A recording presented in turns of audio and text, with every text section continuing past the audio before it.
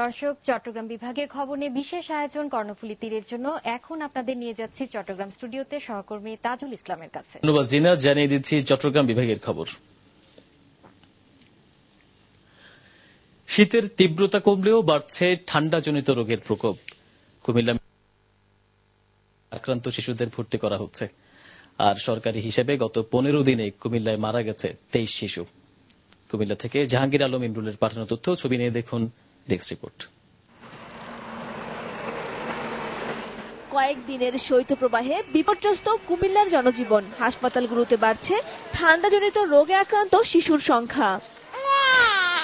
গত 15 দিনে Comilla medical college হাসপাতালে ভর্তি হয়েছে 350-এরও বেশি শিশু। এদের মধ্যে নিউমোনিয়া ও কোল্ড ডায়রিয়ায় আক্রান্তের সংখ্যাই বেশি। ঠান্ডা লাগছে, কফ জমছে বুকে, হালকা গ্যাসের ফুটবে, বাচ্চা ঠান্ডা লাগছে, নিউমোনিয়া আসছে, এই কারণে হসপিটাল নিয়ে আসছে। ঠান্ডা বেশি পড়ে যাওয়ার কারণে নিউমোনিয়ার বাচ্চাগুলা বেশি আসছে, এই ধরনের রোগীগুলো আমরা বেশি পাচ্ছি। এদিকে ধারণ ক্ষমতার অতিরিক্ত রোগী হওয়ায় চিকিৎসা দিতে হিমশিম খাচ্ছে হাসপাতাল কর্তৃপক্ষ।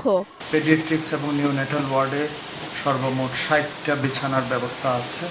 এই মুহূর্তে রোগী আছে 110টা। আমরা চেষ্টা করছি সমস্ত রোগীকে সেবা দেওয়ার জন্য। শীতের এই সময়ে শিশুদের বাড়তি যত্ন নেওয়ার পরামর্শ দিচ্ছেন শিশু বিশেষজ্ঞরা। মাছরাঙা নিউজ ডেস্ক।